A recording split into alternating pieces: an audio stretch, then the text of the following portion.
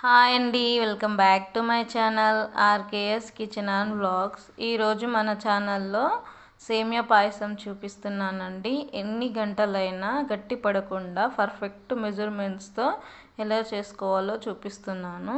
ముందుగా ఒక కడాయి పెట్టుకొని అందులో 2 స్పూన్ల నెయ్యి వేసుకొని, నెయ్యి వేడెక్కిన తర్వాత మనం ముందే కట్ చేసి పెట్టుకున్న డ్రై ఫ్రూట్స్ వేసుకొని గోల్డెన్ బ్రౌన్ కలర్ వచ్చేంత వరకు ఫ్రై చేసుకొని ఒక బౌల్లోకి తీసుకొని పక్కన పెట్టుకోండి.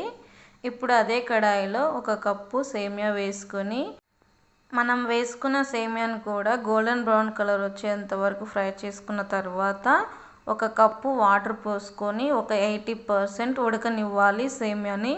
ఇప్పుడు కచ్చా పచ్చగా దంచిన యాలకులు వేసుకొని వన్స్ కలుపుకోండి. ఇప్పుడు 1 కప్పు పాలు పోసుకొని ఒకసారి కలుపుకొని 1 మినిట్